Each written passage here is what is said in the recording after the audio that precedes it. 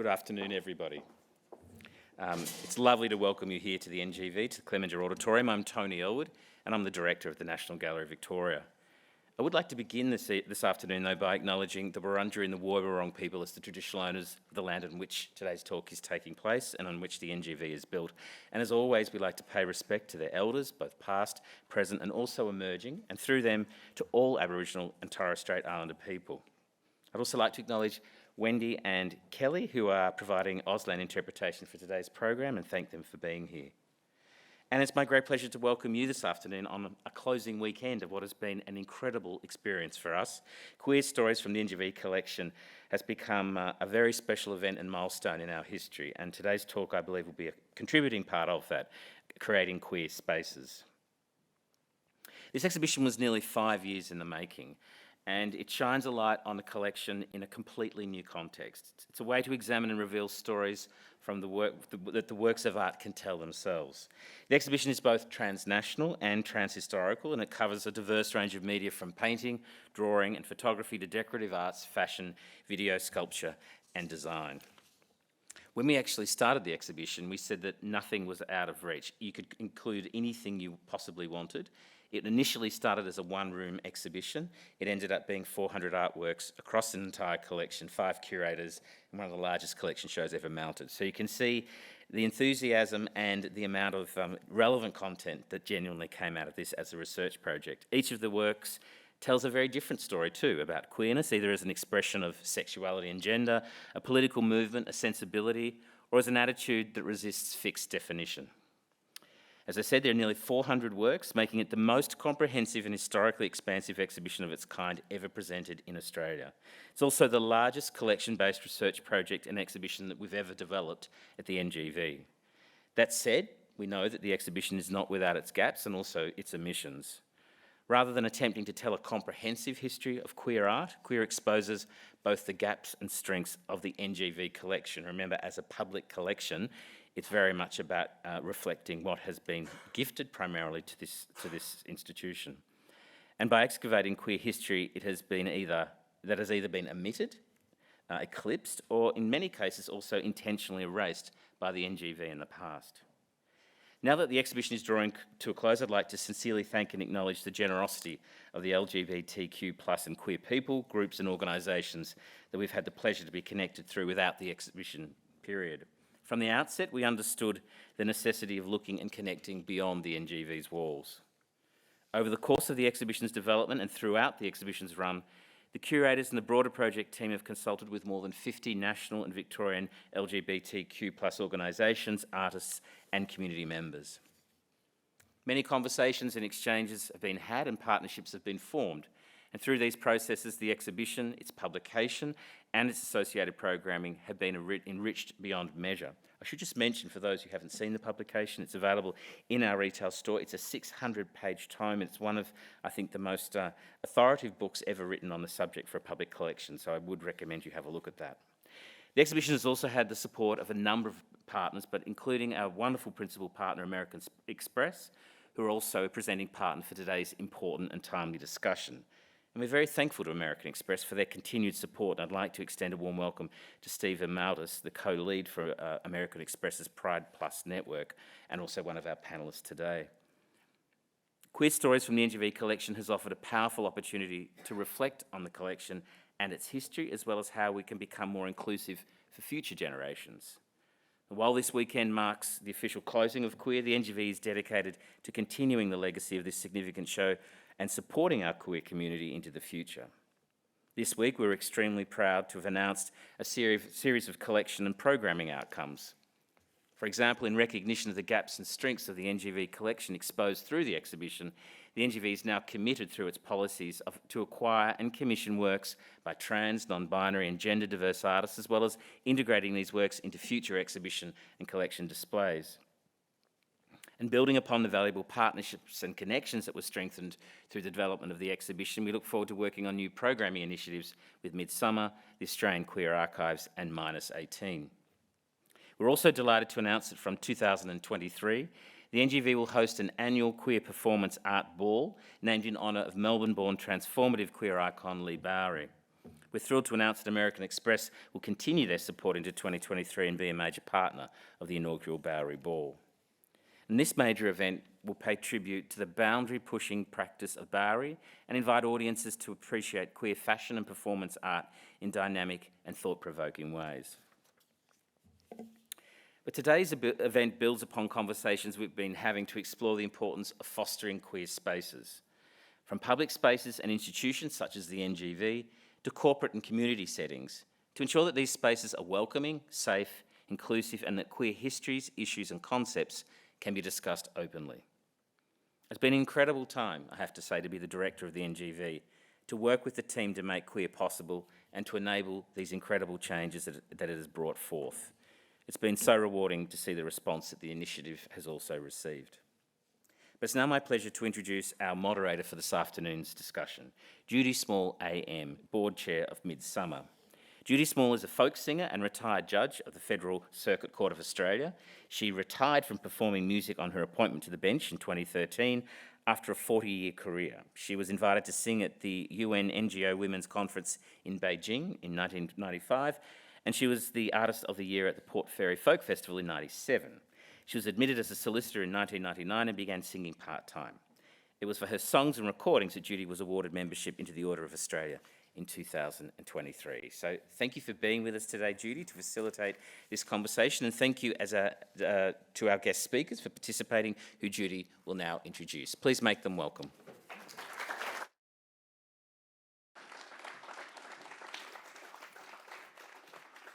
Thank you, Tony.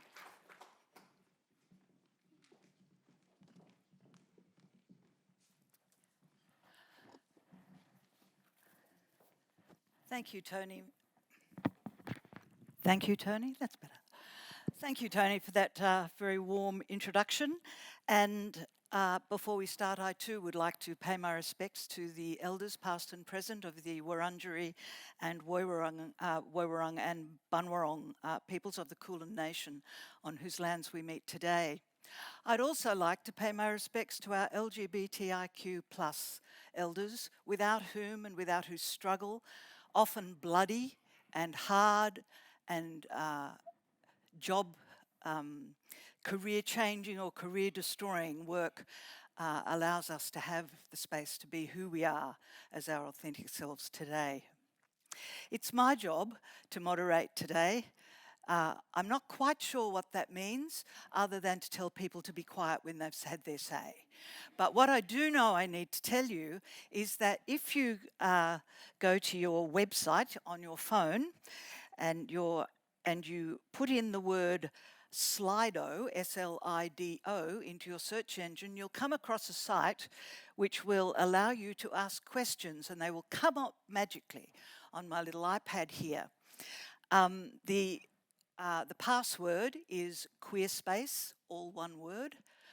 So if you wish to ask questions of any of the speakers, please do that, and I'll attempt to work and drive that process. We have, as you can see, 3 speakers this afternoon. We have Nathaniel Furman, who is a British artist. He's waving to you, and the reason he's on the screen is because he's only been up for an hour or so, because he's in London, and that's where he's based. Adam is trained in architecture, but his work now is in spatial design and art of all kinds of scales, from video and prints to large public artworks, architecturally integrated ornament, as well as products, furniture, interiors, public publishing and academia.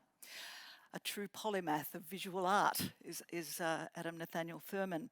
His work features in the queer exhibition in the gallery at the moment, and so I'd like you please to say hello to Nathaniel Furman.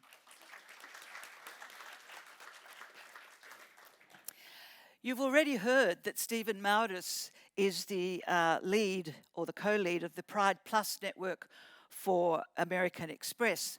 He also happens to be the head of acquisitions, global merchant services for Australia and New Zealand for American Express, but he didn't want me to tell you that. Stephen has worked for many years in attempting to lead teams that are able to bring their authentic selves to their workplace and to thrive in that space. He has worked for many years also as a volunteer in numerous not-for-profit organisations as a mentor for LGBTIQ plus identifying people in corporate Australia. And can I tell you that having mentors like Stephen is so important in any sort of professional, but in corporate Australia, wow, that's amazing. So, Stephen Maurice.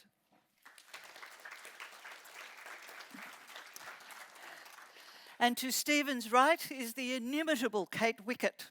Kate is the CEO of Sydney WorldPride, which will explode onto the streets and into the bars and into the theatres and into the air and all over Sydney next February. Kate started life as a lawyer, but we won't hold that against her. She has worked in corporate law and for everybody from the New South Wales State Government to the Commonwealth Bank. She served 3 years on the board of Midsumma while she was doing her master's degree in business administration in Melbourne. And now, after spending some years as the co-chair of the Sydney Gay and Lesbian Mardi Gras, she's now stepped down from that position to head up Sydney WorldPride. She has been volunteering for LGBTQIA plus organisations for more than 20 years, which shows her absolute commitment and passion for this community. Kate Wickett.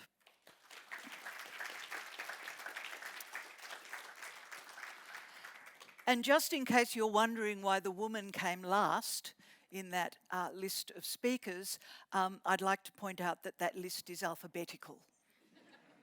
Okay. Just thought I'd say that. I thought we'll keep the best to last. Yes, yeah. Well. Okay, I'm going to ask Adam the first question. Adam, your whole creative practice is around space. It's around what goes into space, what is left out of space. It's about intersectionality of spaces. So in that context, the topic for today is creating queer spaces. So as someone who works all the time with space, can you tell us what your perception is of, well, what is a queer space? What does that mean? It's a bit like asking what's love. It's one of those things that we think we can sort of endlessly debate for a very long time. But from a personal perspective, I, have been practicing in design and architecture for the past 20 years in the UK. And it's a very antagonistic and unwelcoming professional context and environment for queer people who are not necessarily willing to entirely put their identity at the door when they go into the office. And if you're wanting to engage through the work, with your identity through the work, and sort of exist in the public realm, exist in this sort of realm of architecture as a queer person and express that manifestly, it's still now, even after 20 years, very, very difficult. So from my perspective as a designer and an architect, I'm really interested in queer architects and designers who make it through all of the hurdles and the barriers to actually embody themselves, their authentic selves in some way through their art and architecture. And so from that sort of design end, necessarily, that can be described as queer spaces. But then from the other side, of course, the queer community, or queer communities, they're multiple all over the world, have always been quite marginal in many ways and not necessarily very wealthy, and have had to create spaces where they've had opportunities. So from the opposite end of the spectrum, queer spaces can be sort of almost anywhere: toilets, public parks, the back ends of cinemas, the sort of private salons of the 1920s in Paris, where fantastic lesbian community were coming together and creating modernism. And those weren't necessarily designed. They were sort of created through the occupation or by queer communities. And that's something, this sort of dual aspect of looking looking at queer space from the two perspectives of those that are designed by queer people and those that are sort of created in existing spaces is something that I've looked at in a book that hopefully is in the NGV store at the moment, called Queer Spaces, an Atlas of LGBTQIA plus places and stories, that I've been working on with many other people over the past few years and was just published. And we believe that is available in the NGV store. So you're talking about queer space as space created by queer people. What about space created for queer people? Can I go to you, Stephen, for that? Yeah, we're thinking about that. I think about organisations like American Express or corporations where queer people make spaces. Over the last 15, 20 years, queer people have actually started to make spaces for themselves, and that's really been really a huge change. Actually, it was interesting. Adam mentioned that architecture wasn't a welcoming place for queer people, and I think finance 20 years ago also wasn't a welcoming place for queer people. And what we did was, when we decided, well, actually, let's create spaces for ourselves, which we did by forming things like Pride networks. American Express has had one for 25 years. In Australia, we've had one for 15 years. And what that's then done is actually opened up, made a community space that's safe for us. But then it's also opened up our colleagues to our world. And one of the great things one of the great benefits of something like a queer network, like Pride in companies like Amex, is the non-queer people who are involved, our allies, who who are welcomed into our space, and it opens their world up as well. And I think that's something that is really important. Yes, it seems that queer space is actually open to pretty much everybody, isn't it? Whereas non-queer space may not be open to just about everybody. I think that's one of the features for me about queer space. So if we had to define queer space, what would we say it was, Kate? I think that's a great question, and to Adam's point earlier around creating space, I'm very interested in what's within the space. We talk about diverse spaces as a separate kind of entity, but something we've been doing at WorldPride is talking about what's the diversity within that space. So the space itself is not the diverse component of your environment, it's how we fill that space. And if you look at Midsumma, or if you have a look at Sydney Gay and Lesbian Mardi Gras, typically those spaces are skewed white gay male. And they're skewed, and I can tell you the stats from Mardi Gras, they're skewed 35 plus white gay male. So I've been very interested over the last couple of years, post-winning WorldPride, but certainly in the lead up, is how do we change those spaces in of themselves? And what we've come up with is effectively it has to be the diversity of programming within those spaces. So I think this is a brilliant example here. Queer is an exhibition. But what's the diversity within the exhibition itself?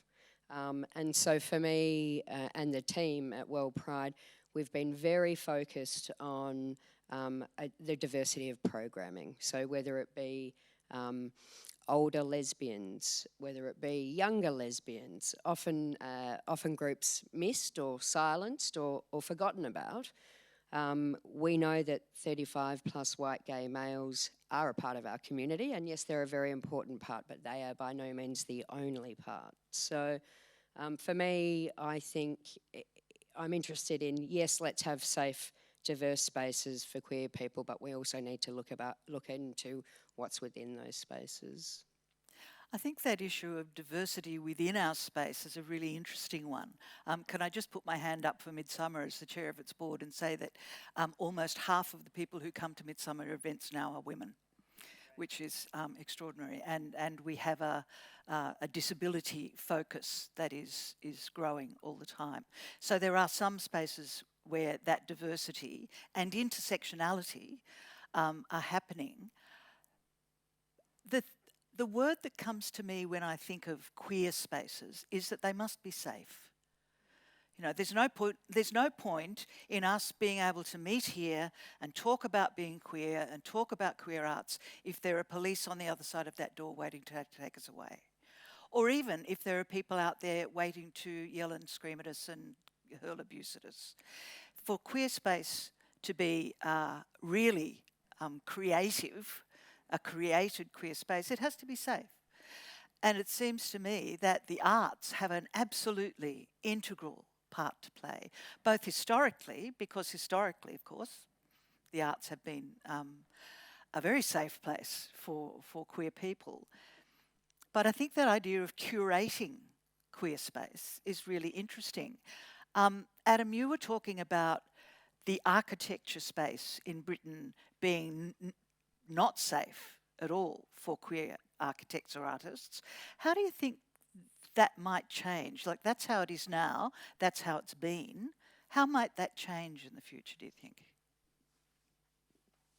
Well, I think there's a very big generational shift. Again, I can only speak of, frankly, London, sort of my world, but there does seem to be a huge sea change from my generation, the kind of elderly millennials, to the Zoomers and the Generation Zs. It's sort of, whereas I felt like very much an outsider always, growing up in the kind of late 90s to early 2000s, pretty much everyone of my students who are sort of under the age of 30 are incredibly open-minded. And really excited. They find sort of all of the discourse around queerness and gender fluidity not only natural, but sort of thrilling and very much tied to their creative output as well. And there's a kind of general interest in how that can be expressed, yes, through fashion, but also through their professional practices if they're in the creative industry. So how can one visually express one's identity if you're in architecture and interior design through space, which is something that was actually very much disallowed in my generation, and frankly before that as well, because you had to conform to a given taste culture that was normally the kind of high academic, sort of great genius white male taste culture that was sort of handed on down from the tutors. And now there's a kind of FU bottom-up bubbling of alternative aesthetics that's very much, I'm not sure exactly where it's come from, but it's very much from that generation. And I'm starting to see it in installations, exhibitions, artworks, and it's very much tied to sort of queer theory discussions, and it's thrilling. So I'm very positive. That's terrific, because we've got quite a few people in the audience today who are of those post-boomer. Okay, boomer. Very proud boomer, can I say? But it really is exciting for us to see those changes. And they haven't just happened in the creative world. We're talking about visual art here because this is a visual art gallery.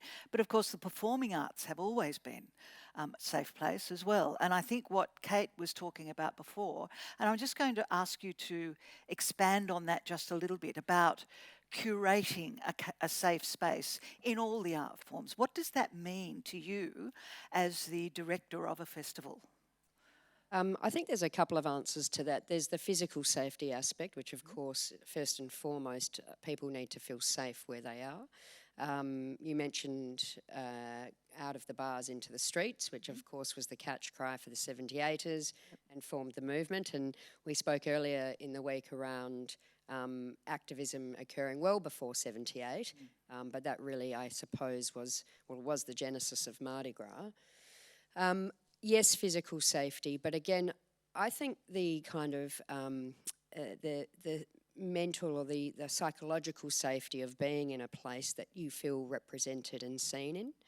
Again, I always go back to diversity of programming, and for us it's having that multiplicity of voices or multiplicity of views in the one space in of itself is the safety. People say to me, what would you say your success factor for Sydney WorldPride is next year? And my answer is, yes, have a safe festival, and of course there are a lot of various parties and the like, but for me the success factor, the key success factor really has to be that anyone can come to Sydney WorldPride next year and see themselves in at least one part of it. That is a festival for everyone.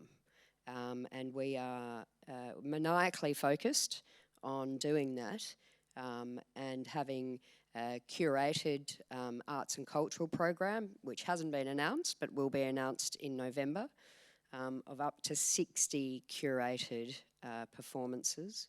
And then the other way we're doing that is working very closely with Sydney Fringe, in fact, and having an open access festival. So we'll have the parties, we'll have the Human Rights Conference, we'll also have a multiplicity of voices through arts, culture, and open access. So that really speaks to kind of the curatorial priorities that we've imposed upon ourselves and to which we strive for.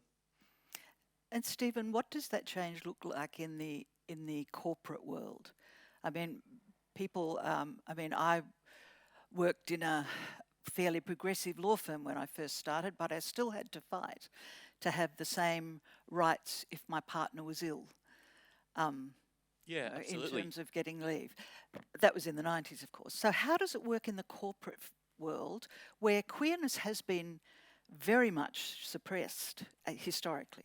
Historically it has, and actually you make the point about, we were looking through the archives at work actually and found a note from 30 years ago, 25 years ago, where our CEO was talking about giving, in the US, giving the same rights to same-sex couples as heterosexual couples, and the note, and it was a note, really clearly pointing out, I know some people will be against this, but we're doing this because it's the right thing. And I remember just reading the tenor of that note and thinking how far the world has come in that time. Also touching on your safety story, it reminds me of another story recently. When we announced that American Express was becoming principal sponsor of Sydney Gay and Lesbian Mardi Gras and Sydney WorldPride, we announced it to our Pride network, and there were tears. And I reflected on that, and a little bit earlier when we were talking about safety, and there were tears, and the person said, I spend 8 hours, I spend more time at work than I do at home. And maybe that's a problem, we need to talk about some work-life balance, but that's a different conversation. To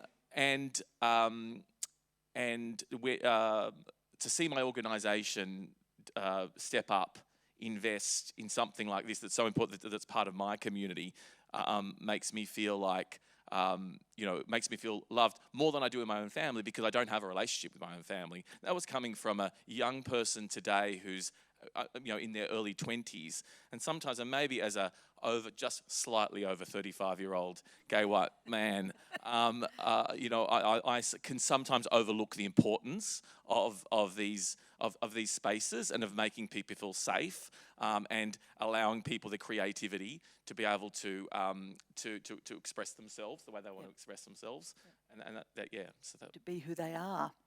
We've got quite a few questions coming from the audience, which is wonderful. Please keep them coming. I love this one. As a boomer, queer spaces have often been covert. Do we lose something special when it becomes normalised? Can I throw that to Adam first? It's a great question. Thank you. No, I mean, my answer instinctively would be that we don't. And I think there is a sort of positionality here that we need to be aware of, that we're speaking about a very limited context, which maybe might include some parts of the United States, the UK, Australia, New Zealand, and maybe Holland. But, if you look around the world, and this was something that came across incredibly strongly working on the book, which sort of covers dozens of countries, is that we're not all in the same place, and it's not a linear trajectory towards liberty and freedom. There's a kind of recursive feedback loop where we actually go backwards, forwards, backwards, sideways. And even in, you look at the United States, and there's incredibly strong retrograde movements with queer people, lesbians, gays, trans people being demonized, called groomers, being legislated out of existing in public school systems. In UK, that's starting to pick up now as well, and maybe Australia's in a sort of golden moment, but it's a bubble. I tell you, it's a bubble. And then around the rest of the world, it's not the case. Queer spaces, I wish they would lose all their allure, the kind of golden hued nostalgia of a magic place where we all cared about each other, because that meant that the outside world wasn't safe.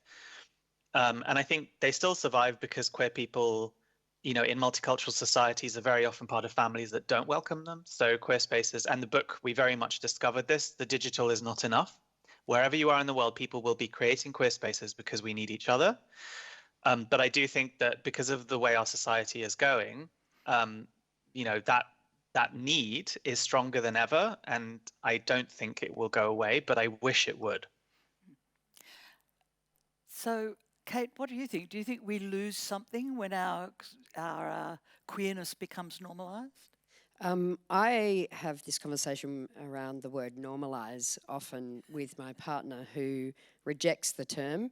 And she, I always used to say, we just want to be normal.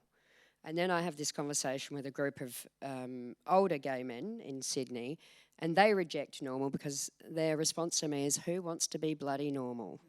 And I understand that, but we go back to safety, and it depends where you are, right? Queer spaces, as you say, Adam, have always existed. We just don't often see them. I do think that there is definitely, and certainly from a sex-positive perspective, there is absolute allure in having underground queer spaces that are hard to find. I just wish there were more for women, which is again something we're addressing at Sydney WorldPride. I was going to say, create them, Kate. Well, part of being the benefit of the leader is that we can create some lesbian spaces. So, but again, it goes back to safety. But there is a whole movement of people who don't want to be visible, and that too is their right. So I think we need to see both sides of that coin. Visibility is extremely powerful. It speaks to the pursuit of equality and the pursuit of us being normalised or equal. But I do also think that there are people who don't want to be visible, or in fact, part of the fetish scene is that we are not visible. So I think we just need to look at that in context. Stephen. Yeah, I think you touch on a point that I wanted just I want to touch on a point that you just raised of each person is an individual. We have a number of trans people at work who are amazing, and some ultra trans people, trailblazers in our community. So a couple of them that I spoke to about why they hadn't joined the Pride network, and as co-leads my job, just as a drum up business. So some of these, for some older people, we love American Express or our organisation because we can be who we want to be and fit in, and no one asks us questions. That's what we want to do. And I said, I totally understand that. So that's a great thing about our organisation. It made me feel good. And then on the other side, we have, I just think when we have a staid, boring organisation, and seeing drag queens running through perhaps for an event that we're doing, or when we hosted, when we had our Mardi Gras this year, we had our CEO sitting next to colleagues who had just come off the float wearing not very much, and the juxtaposition between the corporate and it was just amazing. So I think that going back to, and actually I'm so corporate sometimes, but our theme for our Mardi Gras float was express yourself, and I think that really makes sense and ties in very well here. So.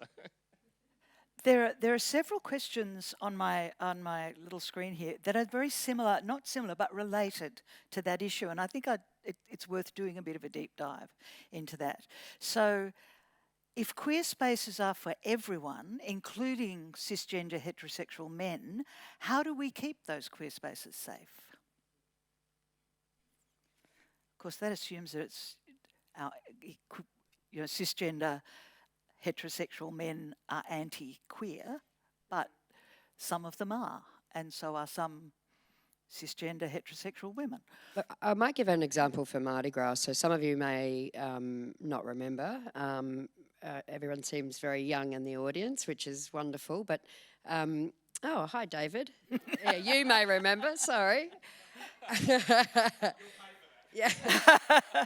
So some of you may or may not remember, but many years ago, Mardi Gras had a policy that you could only buy a ticket to the after party if you were a member of Mardi Gras, and that assumed that you were LGBTQI+, for that exact reason, because the party had become so popular that people were getting harassed by straight people, whether it be women jumping all around hot gay men, or vice versa, straight men harassing the lesbians.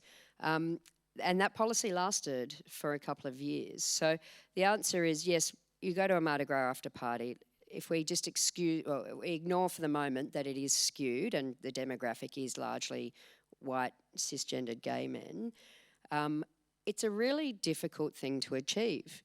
We're running a party next year for WorldPride called Ultraviolet. It's the first of its type that I'm aware of globally, and I've been to a lot of Pride events around the world, that it's a women's party, 2,500 women at the Sydney Town Hall, curated by women, and all of the performers will be women. Now, we haven't said that it's a women's only event, and I know that lots of men have bought tickets to that event. But that's something that we're acutely aware of. Yes, we've done the data. I'm a bit of a data nerd. We've done the data look, and it is predominantly women, which is fantastic. But there are quite a few men that have bought tickets. It's almost sold out. So if you're interested, I think there are, as of this morning, about 200 tickets left. So I would get into that. Okay. But it's a real issue because you can't police expression, and sometimes you're not even aware that this is going to happen until it happens. Exactly. I want to take us back a bit on that same theme to Adam. There's a question here, Adam, that says, how do you, no, not that one, sorry, different question. Can you speak on the dissolution of queer spaces arising due to queer assimilation into cisgender heterosexual patriarchal society? Wow. Over to you, Adam. Well, I mean, that's...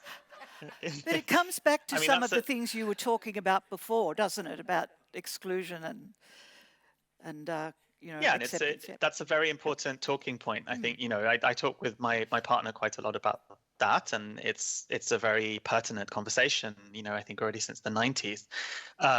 You know, does integration mean assimilation? And disappearance.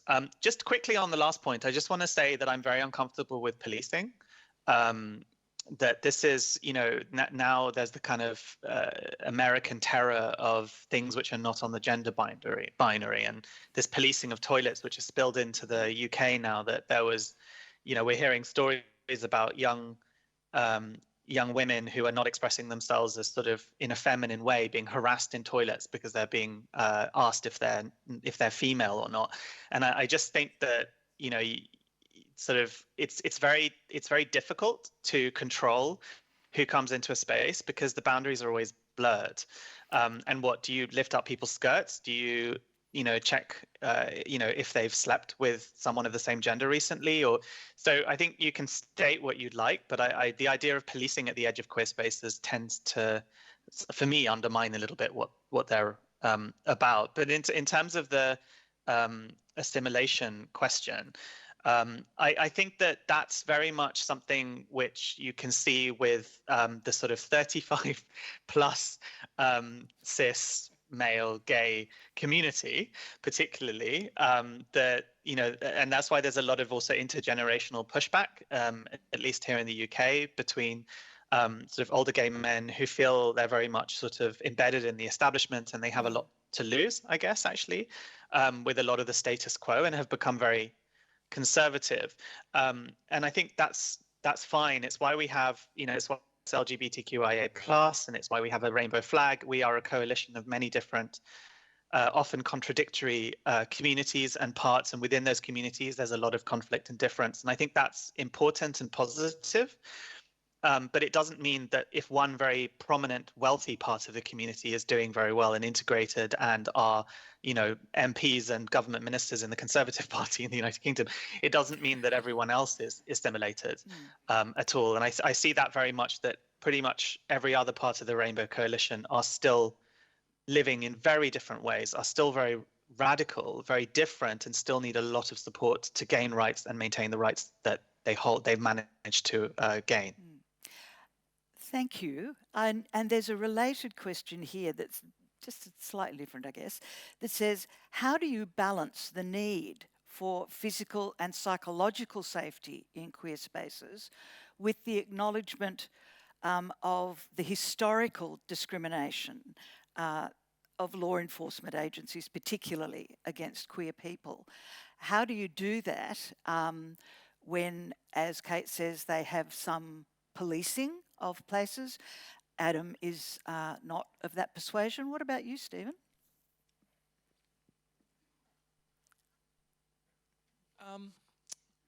Yeah, I think we do get in a dangerous place when when we come to policing, and I actually was thinking that's why we still have the need for things like pride marches and pride events. The question gets asked I've been asked this question a few times. Why do we still have pride in countries like perhaps Australia and the UK? And as Adam pointed out, I think what we do these days is point to the US to say these are the if we look there, this is the risk that we have if we feel a little bit too comfortable that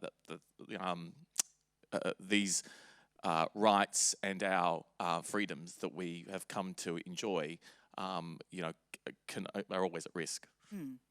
Yes, so we should never take for granted those freedoms, while at the same time being aware that they can be at risk, and that they... Well, how does that work out for creatives trying to create a queer space? How does that work in terms of if we're trying to create a safe queer space and the lines around that space might be very porous indeed? How do we deal with that? Kate, you were saying that it was partly a question of curation and who you have on, basically. Adam, I think you're saying that we should open that space to any queer creative. Is that a fair thing to interpret you as saying? So how do we keep those spaces safe? If we're including people, if we're including everybody, how do we keep those places safe from the very people like those people in America who are saying terrible things about non-binary, transgender, particularly about young people in those areas? How do we keep those spaces safe for them? I feel safe mostly in this country. How do we keep those spaces safe? How do we get those kids to feel safe in queer space? It's a big question, I know. Yes, Kate, go ahead. I think there's two aspects. I think we're talking about slightly different things here. There's the policing aspect, and again, I'll speak with the Mardi Gras and WorldPride component. There's the policing aspect where police, for example, will come and have their sniffer dogs out the front of Mardi Gras entrance, and it used to be obviously significantly more than it is now. And if you have a look from 1978, when people were beaten and locked up and their names published in the papers, we always talk about is the relationship with the police and our community the best it could be? No. And that, I think the first point is acknowledging that. But I think the second point, and this is the most important point, is that it is a hell of a lot better than it was in 1978. And if we can continue to work in a more positive way and improve that, which always comes back to education, then that must be a good thing. So I think there are two things here. There's the physical policing aspect, and I completely acknowledge and have this conversation a number of times with our trans friends, with our First Nations friends, and I have a significant component of my team are First Nations people. How do people feel physically safe, I think, is one aspect. But the psychological safety of Adam's point, I agree with you, Adam. We should be inviting people into these spaces, which is why we have a women's event, but it's for everyone. We do have a slight nuance at Mardi Gras, and that is not police walking through or security guards walking through policing these spaces. I think you may have heard of the ACON Rovers. So ACON is the AIDS Council of New South Wales. Typically they have for the last 25 years had rovers walking throughout our parties. That's for a health aspect, but it's also for a safety aspect. They're not police, they're volunteers, they're very highly trained volunteers, but from a psychological safety and a physical safety, I think it's a great outcome that we can have our community protecting our community. Judy, can I also just touch on really quickly allyship and the importance of that in creating and fostering queer spaces? And as you touched on that, you feel safe most of the time, and so it's our job, and I feel safe most of the time. So We're both white, middle-class, privileged people. Absolutely, and so I think looking out for our, the rainbow, as we said before, LGBTQI plus. There's a lot of the alphabet is quite long. Looking out for our friends, colleagues, or people in our community who need that support to help them feel safe, whether it's in corporate world, whether it's in more importantly in society. That's really important. So I think that's another way that we can create those spaces, and also thinking of Adam's work, looking back at history as well. I think, and I think of Adam's book. I think looking to history and seeing how our forebearers worked through that in very challenging time, I think is also another way that we can set ourselves up to ensure its safety. I think one of the things that I found most interesting about the queer exhibition is how far back it goes, how far back queer art goes, or art by queer people. You know, I don't know where I read this, and I don't even know that it's true, but there are those who believe that Michelangelo was gay, and that therefore, does that make the statue of David a queer piece of art? It's a statue of a naked man. Does that make it a queer piece of art? Do the ancient Greek statues, are they queer spaces? I think all those questions are bound up in how safe was it for them? We don't know, mostly. Oh, I love all those questions. And Michelangelo, yes, queer artist. Well, as we often said in my generation, we're going to claim him no matter.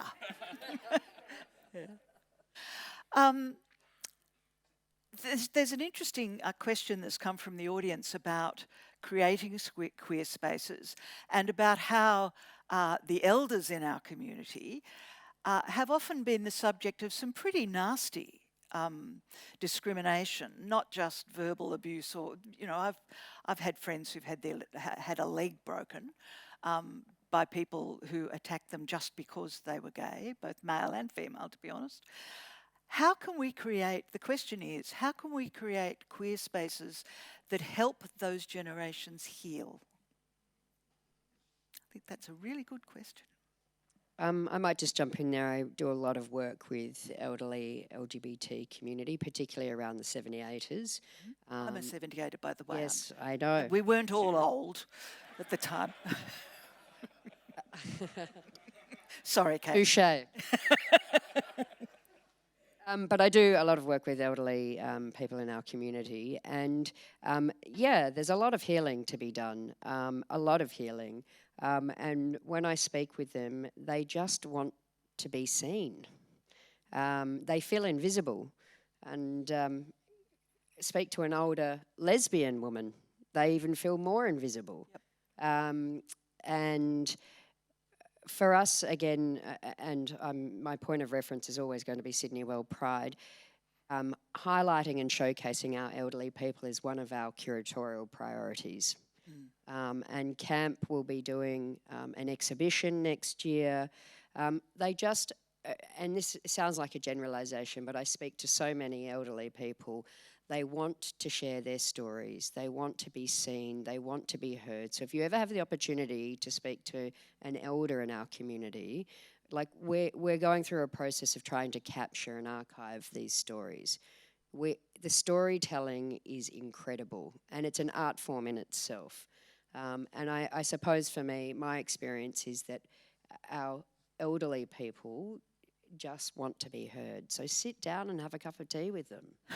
And in fact, you can do that at Midsumma Carnival. We have an elders' tent where you can do exactly that.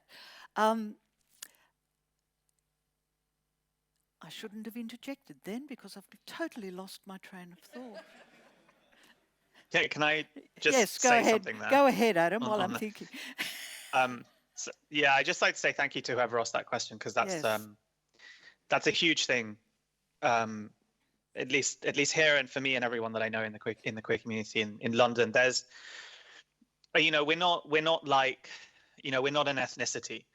We're not a minority culture. You're not born into a queer family and taught queer history and taught queer traditions, and you don't have a queer elder who tells you stories on Sundays.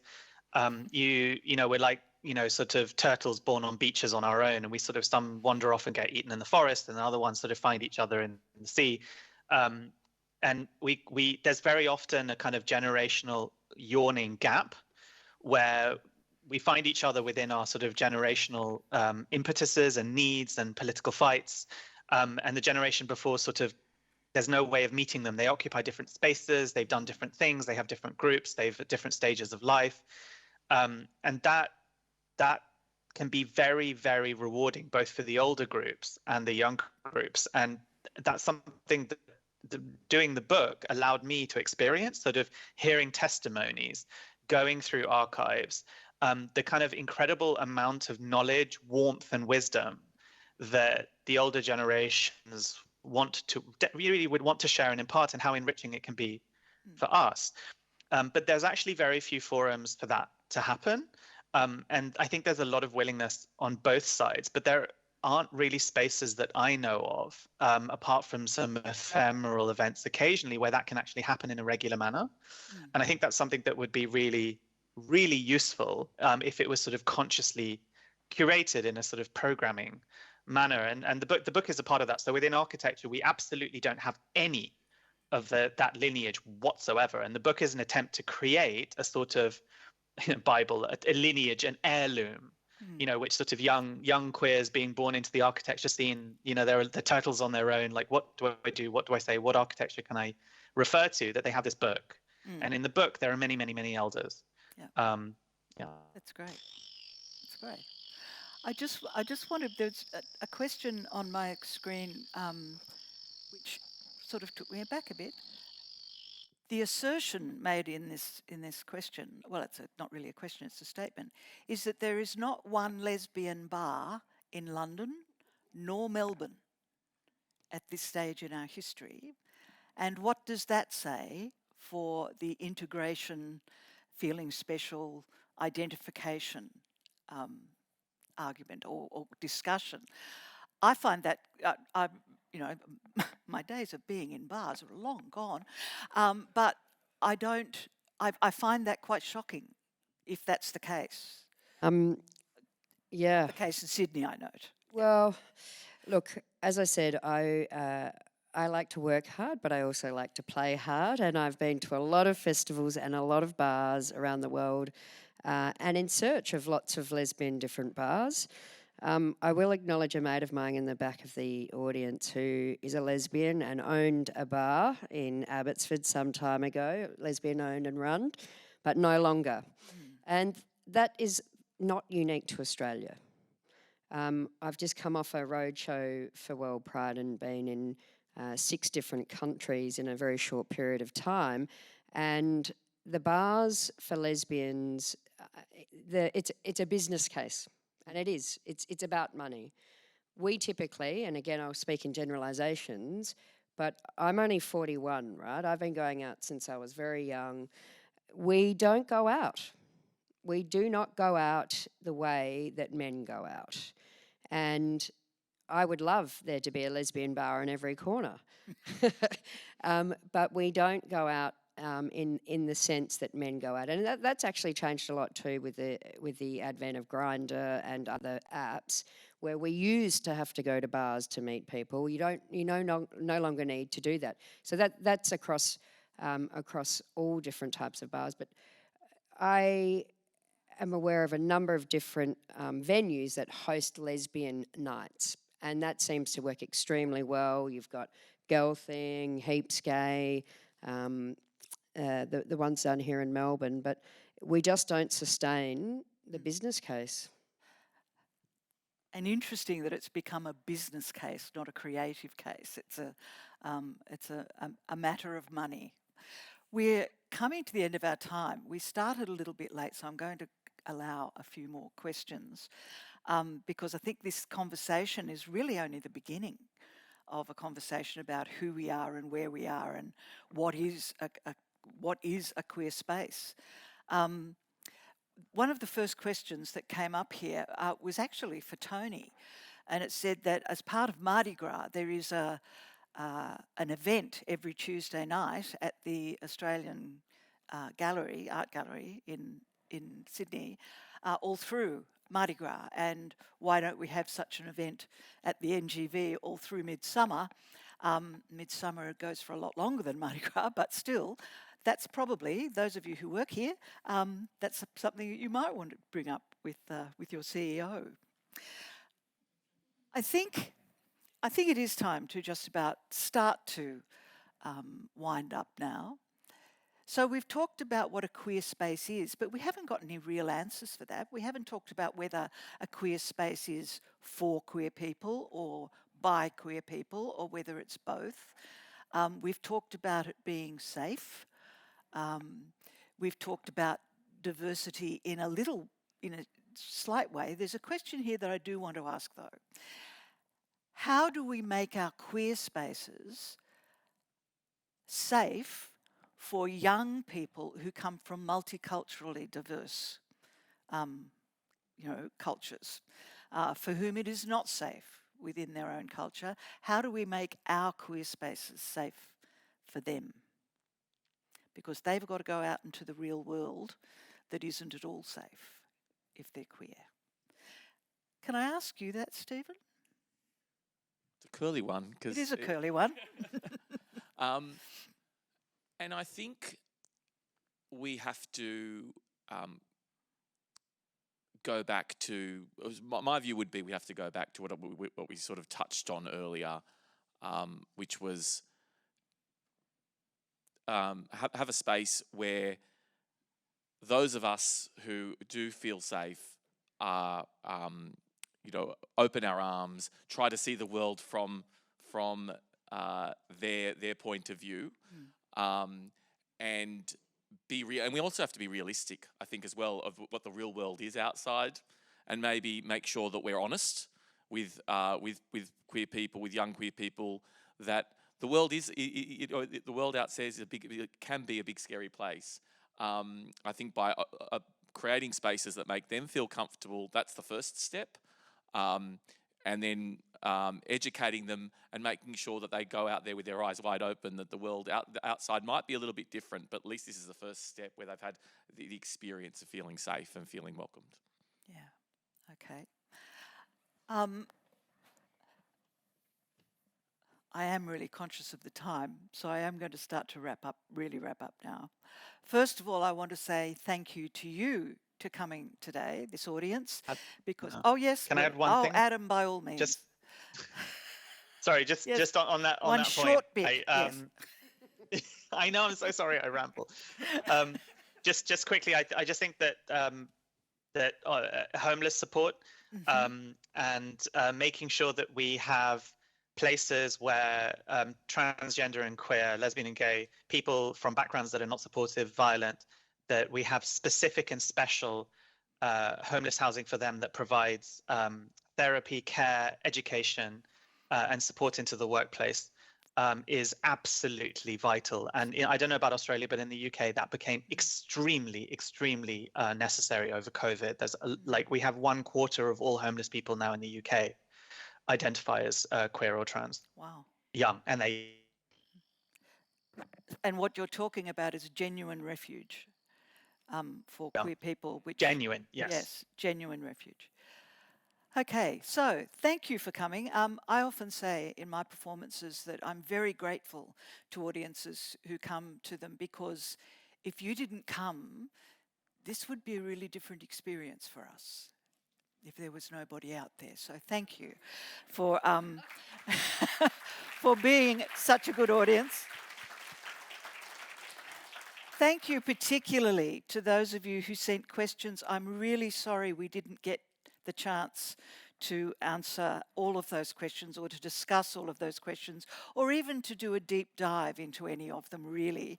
I'm hoping that the question to the NGV might result in a space where we can do this fairly regularly. That would be rather wonderful. So I want to say thank you to our Auslan interpreters who have made this event accessible to members of our deaf community. Thank you to the NGV, not just for having the queer exhibition, and I hope you've all seen it, or you will see it before it closes tomorrow. It's an amazing exhibition. It is historical to now, it is intersectional all the way, and it is, as Tony told you, some 400 pieces of art, and art is made to move us, so please go get moved. But before we go, of course, we have to say thank you very much to our speakers. I forgot something. There is a party after this. At 6 o'clock, there will be a party for which you need tickets, but which is free, and that will go on for as long as our parties go on. So please do feel free to hang around and to attend that party into the night of the second last day of the exhibition. I want to say thank you very much to Adam Furman, who has gotten up at some ridiculous hour of the morning so he can be here. We've very much appreciated your contribution, Adam. You are the only visual artist on the panel, so thank you for your contribution. And please, everyone, do go buy his book. Yes. And of course, thank you to you, Jude. Oh, that's all right. 78, elder of our community, and thank you for everything that you do and have done for us. And thank you. Thank you. I described her at the beginning as inimitable, and now you know why. Kate Wickett, in whose hands the Sydney WorldPride rests extremely healthily and strongly. And we look forward to that amazing celebration almost immediately after Midsumma. So you can have a whole month or more of fabulous celebration in Melbourne and then in Sydney. Thank you to Stephen. The corporate world is alien to many people who are queer, and it's wonderful to know that there are so many. It's not just Amex. I get to sit at the end of Pride March and welcome all the groups as they come through the banners, as they come through the big marquee. And I can tell you that the corporate world is growing every time in contributions and participation in those events. So thank you for explaining some of that. Thank you for being there and for being a mentor to our young queer community. So thanks to all of us. Thanks to Tony for that introduction. Let's hope we can do this again sometime when we've got a lot more time to just sit and chat. So I hope today that what we've created in this room by this discussion is a safe place to discuss and be our true, authentic selves. Thank you very much.